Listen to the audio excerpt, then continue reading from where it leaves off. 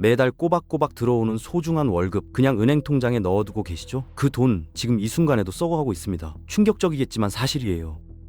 2026년 현재 시중은행 보통 예금 금리는 아직도 0.1%대에 머물러 있거든요. 1천만 원을 1년 동안 넣어둬도 이자가 고작 만 원 수준입니다.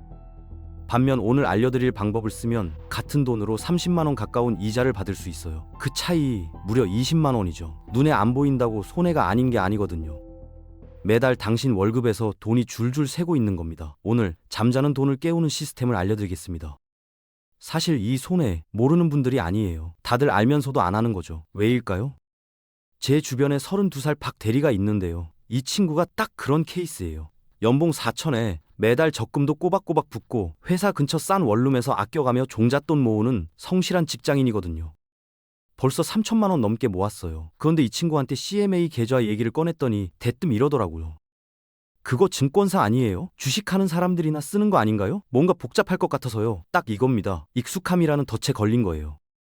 매달 월급 들어오는 주거래 은행, 어릴 때 부모님이 만들어준 그 통장, 10년 넘게 써온 그 앱이 편하니까 굳이 바꾸려 하지 않는 거죠. 증권사 앱은 왠지 화면도 복잡해 보이고 투자하는 사람들만 쓰는 것 같고 괜히 건드렸다가 원금 날릴 것 같은 막연한 두려움까지 있어요. 이게 바로 심리학에서 말하는 관성의 법칙, 현상 유지 편향이에요. 사람은 본능적으로 변화를 두려워하거든요. 손해를 보더라도 익숙한 게 낫다고 느끼는 거죠. 근데 이 관성 때문에 매년 20만 원, 30만 원씩 허공에 날리고 있다면 그건 편한 게 아니라 비싼 거예요. 박대리처럼 3천만 원 모아둔 사람이면 연간 60만 원 넘게 차이 나거든요. 10년이면 600만 원이에요. 오늘 제가 드리고 싶은 건 단순히 CMA 만드세요가 아닙니다. 2026년 최신 정보를 기반으로 당신의 돈이 단 1초도 쉬지 않고 일하게 만드는 현금 관리 시스템 구축법이에요. 월급이 들어오는 순간부터 잠자는 동안에도 스스로 불어나는 구조, 지금부터 하나씩 풀어드리겠습니다. 그럼 CMA가 정확히 뭔지부터 짚고 갈게요. CMA는 종합자산관리계좌의 줄임말인데 쉽게 말하면 증권사에서 만드는 파킹 통장이에요. 은행 수시 입출금 통장이랑 기능은 거의 똑같거든요. 입금, 출금, 이체, 자동이체, 심지어 체크카드 연결까지 전부 다 돼요. 그런데 혜택은 비교가 안 됩니다. 가장 먼저 체감되는 차이가 뭐냐면요. 바로 이자 지급 방식이에요. 은행은 보통 한 달에 한 번 아니면 분기에 한 번 이자를 정산해 주잖아요. 그래서 월 초에 돈 넣었다가 월말 전에 급하게 빼면 이자를 한 푼도 못 받는 경우도 있죠. 억울해도 어쩔 수 없어요. 근데 CMA는 완전히 달라요. 단 하루 딱 24시간만 돈을 넣어놔도 이자가 붙습니다. 이게 무슨 의미냐면요. 오늘 저녁에 500만 원 넣어뒀다가 내일 아침에 급한 일로 빼도 하루치 이자는 고스란히 받는다는 거예요. 돈이 내 계좌에 머문 시간만큼 정확하게 보상받는 구조죠. 여기서 끝이 아니에요. CMA는 일복리 구조거든요. 매일 붙은 이자가 다음 날 바로 원금에 합쳐져요. 그 합쳐진 금액에 또 이자가 붙고요. 마치 눈덩이처럼 불어나는 거죠. 물론 금액 자체는 하루에 몇백 원, 몇십 원 수준이에요. 솔직히 커피 한 잔도 안 되죠. 근데 중요한 건 숫자가 아니에요. 매일 아침 앱을 열 때마다 어제보다 잔고가 조금이라도 늘어나 있는 그 경험, 이게 은근히 중독됩니다. 내 돈이 자는 동안에도 쉬지 않고 일하고 있다는 게 눈에 보이거든요. 이 작은 성취감이 쌓이면 재테크에 대한 관심도 자연스럽게 커지고 더 좋은 투자처를 찾게 되고 결국 자산 전체가 굴러가기 시작해요. CMA의 진짜 가치는 연 3% 금리 그 자체가 아니라 돈을 대하는 당신의 태도를 바꿔주는 데 있습니다. 근데 여기서 한 가지 더 짚을 게 있어요. 은행 파킹 통장도 요즘 금리 높다고 광고하잖아요. 연 2%, 심지어 3% 준다고 하는 데도 있고요. 맞아요. 있긴 있어요. 근데 금리 받으려면 조건이 붙습니다. 급여 이체 필수, 카드 실적 30만 원 이상, 자동 이체 3건 이상, 앱 로그인 월 5회, 이것저것 다 충족해야 비로소 우대금리가 붙어요. 하나라도 빠지면 금리가 확 떨어지죠. 0.1%로 돌아가는 거예요. 솔직히 매달 이 조건들 일일이 챙기는 것도 일이에요. 깜빡하면 손해고요. 반면 CMA는요, 그냥 돈 넣으면 끝입니다. 조건 같은 거 없어요. 누가 넣든 얼마를 넣든 언제 넣든 똑같은 금리가 적용돼요. 신경 쓸 게 없으니까 편한 거예요. 근데 CMA의 진짜 힘은 사실 따로 있어요. 바로 투자 계좌와의 연동성이에요. 제가 아는 40대 이 과장님 얘기를 해드릴게요. 이분이 작년에 재테크를 본격적으로 시작했거든요. 처음엔 월급 들어오면 은행 통장에서 증권사로 돈 옮기고 또 거기서 ISA 계좌로 보내고 연금 저축은 따로 또 넣고 이 과정이 너무 번거로웠대요. 매번 이체할 때마다 수수료 나가지, 영업일 아니면 다음 날로 밀리지, 시간도 걸리고요. 그러다가 CMA를 중심 허브로 쓰기 시작한 거예요. 월급이 들어오면 자동으로 CMA로 빠지게 설정해뒀고요. CMA에서 다시 ISA로 50만 원, 연금 저축으로 30만 원, SP500 매수용 계좌로 20만 원. 이게 전부 자동이에요. 한번 세팅해두니까 매달 손 하나 안 대도 돈이 알아서 척척 움직이더래요. 월급 통장에서 CMA로, CMA에서 투자 계좌로 이어지는 이 현금 흐름, 이게 한번 구축되면 돈 관리가 믿을 수 없을 만큼 편해집니다. 여기까지 듣고 나면 꼭 나오는 질문이 있어요. 근데 그거 증권사잖아요? 은행이 아니라 뭔가 불안한데요? 진짜 많이들 물어봐요. 은행은 예금자 보호가 되니까 5천만 원까지는 국가가 책임져 주잖아요. 그 안심감이 있는데 증권사는 왠지 위험할 것 같다는 거죠. 주식 투자하다 돈 잃는 사람들 얘기도 많이 들으니까요. 결론부터 말씀드릴게요. CMA는 예금자 보호법 적용 대상은 아니에요. 이건 사실이에요. 하지만 그렇다고 위험한 상품이냐? 그건 전혀 아닙니다.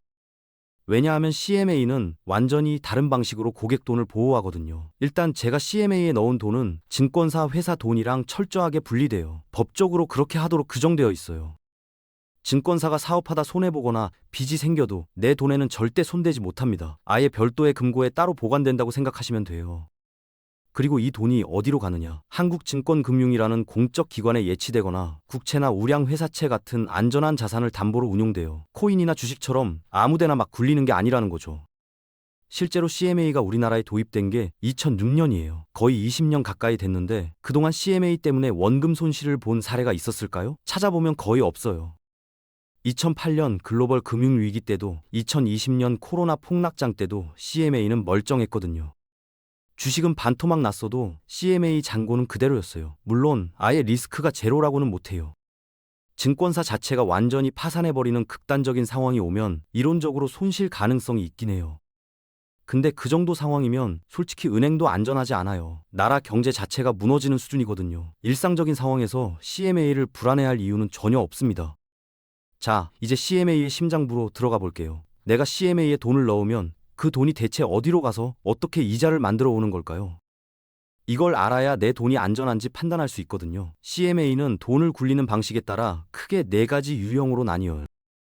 오늘은 그 중에서 가장 기본이 되는 RP형부터 설명해 드릴게요. RP는 환매조건부 채권의 줄임말인데 이름만 들으면 뭔가 복잡해 보이죠? 근데 구조는 의외로 단순해요. 쉽게 비유해 드릴게요. 제가 친구한테 100만 원을 빌려준다고 생각해 보세요. 근데 그냥 빌려주면 불안하잖아요. 그래서 친구가 200만 원짜리 롤렉스 시계를 담보로 맡기는 거예요. 야, 일주일 뒤에 이자 붙여서 갚을게. 그때 시계 돌려줘. 이게 RP형의 기본 구조예요. 여기서 친구가 증권사고 시계가 국채나 우량 회사채인 거죠. 내가 증권사에 돈을 빌려주면 증권사는 그 담보로 안전한 채권을 내놓아요. 그리고 약속된 기간이 지나면 증권사가 원금의 이자를 얹어서 돌려주고 담보로 맡겼던 채권을 다시 가져가는 거예요. 이 구조에서 핵심은 담보예요. 증권사가 갑자기 어려워져도 내 손에는 우량 채권이 담보로 잡혀 있거든요. 최악의 경우에도 그 채권을 팔면 원금을 회수할 수 있는 구조라는 거죠. 그래서 RP형은 CMA 유형 중에서 가장 안정적이라는 평가를 받아요. 실제로 대부분의 증권사에서 CMA 계좌를 처음 만들면 기본 설정이 RP형으로 되어 있어요. 초보자한테 제일 먼저 권하는 이유가 있는 거죠. 금리는 다른 유형보다 살짝 낮을 수 있지만 안전하게 시작하고 싶다면 RP형이 정답입니다. 두 번째 유형은 MMF형이에요. 머니마켓 펀드의 줄임말인데요. RP형이랑은 성격이 좀 달라요. 아까 RP형은 증권사한테 돈 빌려주고 담보받는 거라고 했잖아요. 확정금리에 가까운 구조죠. 반면 MMF형은 내 돈이 펀드에 들어가는 거예요. 펀드라고 하니까 갑자기 긴장되시죠? 주식 펀드 생각하면서 그거 위험한 거 아니야? 하실 수도 있는데 MMF는 그런 게 아니에요. 주식에는 단 한 푼도 안 들어갑니다. 대신 초단기 채권이나 기업어음, 전문 용어로 CP라고 하는 것들에 투자해요. 만기가 보통 몇 주에서 길어야 몇 달, 아주 짧고 안정성이 높은 자산들이에요. 쉽게 말해서 큰 기업들이 잠깐 돈 빌릴 때 쓰는 차용증 같은 거예요. 삼성이나 SK, 현대 같은 대기업들이 발행하는 거라 떼일 걱정이 거의 없죠. 이 MMF형의 핵심 특징은 수익률이 고정이 아니라는 거예요. 펀드 매니저가 시장 상황 보면서 운용을 하거든요. 운용을 잘하면 수익이 올라가고 시장 상황이 안 좋으면 내려갈 수도 있어요. 그래서 실적 배당형이라고 부르는 거죠. 이게 장점이 될 때가 있어요. 바로 금리가 오르는 시기예요. RP형은 금리가 처음부터 정해져 있잖아요. 중간에 시장 금리가 올라도 내 수익은 그대로예요. 근데 MMF는 달라요. 시장 금리가 올라가면 펀드가 투자하는 단기 자산들의 수익률도 같이 올라가거든요. 그래서 금리 상승기에는 RP형보다 더 높은 수익을 기대할 수 있어요. 물론 반대의 경우도 있죠. 금리가 떨어지는 시기에는 수익률도 같이 내려갈 수 있고요. 시장 상황을 좀 읽을 줄 아는 분들, 뉴스에서 기준금리 얘기 나오면 귀 기울이는 분들한테 어울리는 유형이에요. 세 번째 유형은 발행 어음형이에요. 이게 CMA 유형 중에서 금리가 가장 높아요. 대신 구조를 제대로 이해하고 들어가셔야 해요. 아까 RP형은 담보가 있다고 했잖아요. 국채나 우량 채권을 담보로 잡으니까 안전하다고요. 근데 발행 어음형은요, 담보가 없어요. 그럼 뭘 믿고 돈을 맡기느냐? 바로 증권사의 신용이에요. 증권사가 자기 이름 걸고 어음을 발행하는 거예요. 우리한테 돈 맡기면 이자 얼마 줄게 하고 약속하는 거죠. 담보 대신 증권사의 간판을 믿는 구조예요. 좀 불안하게 들리시죠? 근데 아무 증권사나 이거 할 수 있는 게 아니에요. 발행 어음을 취급하려면 자기 자본이 4조 원 이상이어야 해요. 금융당국한테 별도 인가도 받아야 하고요. 그래서 현재 이걸 할 수 있는 증권사는 손에 꼽아요. 미래에셋, 한국투자, NH투자, KB증권 정도예요. 이 회사들 이름 들어보셨죠? 우리나라에서 제일 큰 초대형 증권사들이에요. 신용등급도 최상위권이고요. 이 회사들이 망할 정도면 솔직히 나라 경제가 먼저 걱정되는 수준이에요. 담보가 없는 대신 리스크 프리미엄이 붙어요. 쉽게 말해서 담보 없이 믿어줬으니까 이자 더 줄게라는 거죠. 그래서 RP형이나 MMF형보다 금리가 높게 책정돼요. 2026년 1월 기준으로 보면 연 3% 중반대까지 주는 곳도 있어요. 자금 규모가 크고 수익을 조금이라도 더 챙기고 싶은 분들한테는 이 발행 어음형이 제일 매력적이에요. 물론 초대형 증권사의 신용을 믿을 수 있다는 전제하에서요. 마지막 네 번째 유형은 MMW 유형이에요. 머니마켓랩이라고도 하는데요. 이게 CMA 유형 중에서 구조가 가장 보수적이에요. 안전을 최우선으로 생각하는 분들한테 딱이죠. 앞에서 설명한 세 가지 유형은 증권사가 어떤 식으로든 고객 돈을 직접 굴려요. RP형은 채권 담보로 운용하고 MMF형은 펀드에 넣고 발행 어음형은 회사 신용으로 운용하잖아요. 근데 MMW형은 달라요. 증권사가 돈을 직접 건드리지 않아요. 그럼 어디로 가느냐? 한국증권금융이라는 곳에 그대로 예치해버려요. 한국증권금융이 뭐냐고요? 쉽게 말해서 증권시장의 중앙은행 같은 역할을 하는 기관이에요. 공적인 성격이 강하죠. 증권사들끼리 돈이 부족하면 여기서 빌려가고 남으면 여기 맡기고 증권시장 전체의 유동성을 책임지는 곳이에요. 국가가 관리하는 금고에 돈을 넣어둔다고 생각하시면 편해요. 그러니까 MMW형은 증권사 신용이랑 상관없이 한국증권금융이라는 공신력 있는 기관이 자금을 관리하는 거예요. 구조적으로 신용 리스크가 네 가지 유형 중에서 가장 낮아요. 증권사가 갑자기 어려워져도 내 돈은 애초에 그쪽에 있지도 않거든요. 단점이라면 금리가 살짝 낮을 수 있어요. 안전한 만큼 수익은 좀 적다는 거죠. 자, 여기까지 네 가지 유형을 다 살펴봤어요. RP형, MMF형, 발행어 음형, NMW형. 뭐가 제일 좋냐고요? 정답은 없어요.